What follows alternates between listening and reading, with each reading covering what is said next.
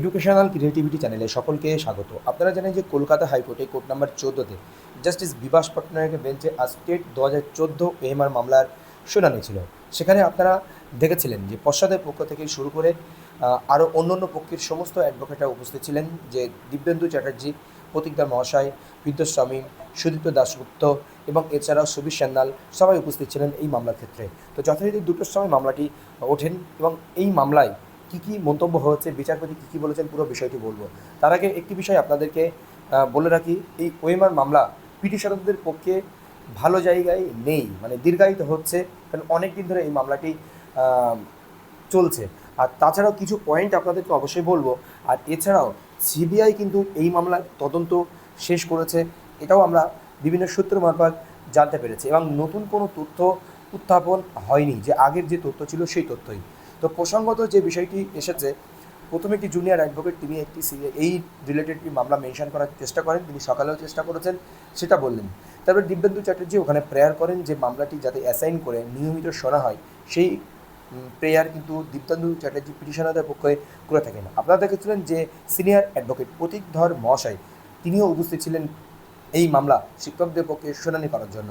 তিনি যে বিষয়টি তুলে ধরেন যে ডিভিশন বেঞ্চে ইতিমধ্যে এই ওএমআর একটি মামলা পেন্ডিং রয়েছে, সেই অবস্থায় এই মামলা কি শোনা যায়, এবং এমনকি একটি এসএলপি প্রেয়ার হয়েছে সুপ্রিম কোর্টে। তো এসএলপি যেহেতু প্রেয়ার হয়েছে, শুধু এই এসএলপিটি সম্পন্ন না হওয়া পর্যন্ত এই মামলার শুনানি করা যায় না, সেটি স্বপ্না বৈদ্যের 32,000 মামলা, এই সমস্ত কথা কিন্তু তুলে ধরেন, এবং 32,000 মামলার সঙ্গে এটির যে লিঙ্ক রয়েছে সেটি তিনি বোঝানোর চেষ্টা করেন, কিন্তু অন্যরা অপোজ করার চেষ্টা করেন যে এই 32,000 মামলার সঙ্গে ওএমআর মামলা কোনোভাবেই যুক্ত নন। এবং এই দিক থেকে বিচারপতিকে প্যারা 7-8 মে জাস্টিস বিভাস পট্টনায়ক এই ওএমআর মামলায় যে অর্ডারটি দিয়েছিলেন, সেই অর্ডারটি পড়তে বলেন, এবং বিচারপতি সেইটা পড়ে শোনান, বা তিনি পড়ে বুঝতে পারেন যে কী অর্ডার দিয়েছেন।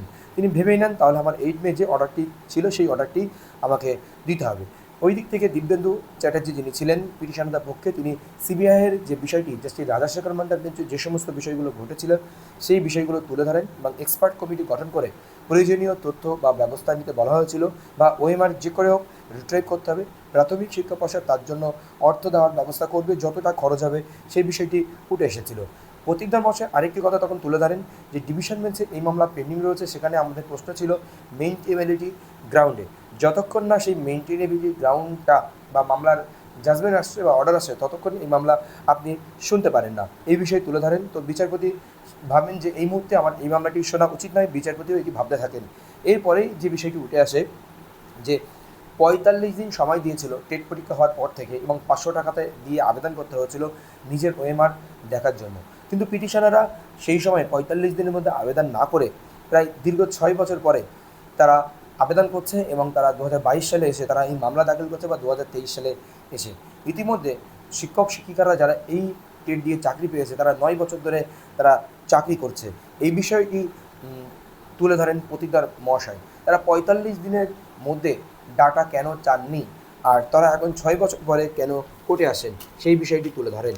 ও ওইদিকে আপনারা দেখেছেন যে ফিরদৌসী মহাশয় উনি নতুন একটি মামলা যুক্ত করতে চান। অন্যান্য অ্যাডভোকেট যারা ছিলেন তারা অপোজ করেন যে এই মামলাটি, এই যে যিনি ফিরদৌসী মহাশয় অ্যাড করতে চেয়েছেন, এই মামলাটি সম্পূর্ণ ভিন্ন উনি তুলে ধরার চেষ্টা করেন। ফিরদৌসী মহাশয় আরেকটি জিনিস বোঝানোর চেষ্টা করেন যে আরটিআইয়ের ভিত্তিতে আমরা যে তথ্য পেয়েছি, সেই তথ্যের সঙ্গে ওই আমার মামলার যথেষ্ট মিল রয়েছে, আমার মামলাটি অ্যাডাপ্ট করা হোক। তো পশ্চাদের পক্ষে অ্যাডভোকেট তিনি বিরোধিতা করেন যে এই মামলার সঙ্গে ফিরদৌসী যে মামলা অ্যাড করতে চাইছেন তার কোনো মিল নেই, এবং এই মামলা সুপ্রিম কোর্টে যে মামলা রয়েছে, ডিভিশন বেঞ্চে মামলা রয়েছে, সেইগুলো মিটলেই এই মামলা মেনশন করানো হোক। এদিকে অনিন্দ্য কুমার লাহিড়ী যিনি ছিলেন তিনিও অপোজ করার চেষ্টা করেন, তিনি শিক্ষক শিক্ষিকাদের পক্ষে দাঁড়িয়েছিলেন। তিনি বলেন এটার সঙ্গে কিন্তু এই মামলার কোনো রিলেশন নেই। তো জাস্টিস পুরো বিষয়টি শোনেন, এবং জাস্টিস বলেন ঠিক আছে, এর এলিজিবিলিটি রয়েছে কি না আমরা পরবর্তীতে দেখব, এবং শুনানি চলাকালীন যদি মনে হয় এই মামলার রিয়ালিটি রয়েছে এই মামলার সঙ্গে, তাহলে আমরা এই মামলা কিন্তু অ্যাড করব। তো পশ্চাতের পক্ষে আবারও শেষের দিকে দাবি তোলেন যে স্বপ্না বৈদ্যের যে মামলা সুপ্রিম কোর্টে এসএলপি প্রিফার করা হচ্ছে, সেটার সঙ্গে এই মামলার রিলেশন রয়েছে, সেই জন্য এই মামলাটি পরে শোনা যাক। তো তখন ফিরদৌসী মহাশয় বলেন যে সুপ্রিম কোর্টে যে মামলাটি রয়েছে সেই মামলার সঙ্গে এই ওএমআর মামলার কোনো রিলেশন নেই। এই নিয়ে দীর্ঘ তর্কাতর্কি চলতে থাকে, এবং দীর্ঘ তর্কাতর্কি চলতে থাকার পরে বিচারপতি ওনার যে মে যে অর্ডারটি দিয়েছিলেন সেটার উপরে ভিত্তি করেই 31শে জুলাই সেই অর্ডারটি বজায় রাখলেন বা সেম অর্ডার দিলেন যে ডিভিশন বেঞ্চে মামলা বা সুপ্রিম কোর্টের মামলা না মেটা পর্যন্ত এই ওএমআর মামলা কিন্তু শোনা হবে না, এবং 31শে জুলাই আবার ডেট দিয়েছেন। ডিভিশন বেঞ্চ এই মামলা কবে শুনানি হবে সেই নিয়ে বড় প্রশ্ন কিন্তু রয়েছে, এবং ওইদিকে 32,000 মামলা জুলাই মাসে শুনানি হচ্ছে সেটাও আপনারা জানেন। তো একটি বিষয় আপনাদেরকে এখানে বলতে হয় যে সিবিআই কিন্তু নতুন কোনো তথ্য এনে আর হাজির করতে পারেনি, আর এই মামলা কিন্তু দীর্ঘায়িত হচ্ছে। এর ভবিষ্যৎ কোথায় আছে আমরা কিন্তু সময়ের সঙ্গে সঙ্গে আমরা জানতে পারবো। আর অবশ্যই যদি কোনো মন্তব্য থাকে অবশ্যই আপনারা এই কমেন্ট বক্সে মন্তব্য করবেন। ধন্যবাদ। আর মামলা কিন্তু দীর্ঘায়িত হতে চলেছে, সেটা পিটিশনারদের পক্ষে লড়াই করা, সংগ্রাম করা অনেকটাই কিন্তু টাফ পর্যায়ে চলে যাচ্ছে, আমি এইটুকু বলবো।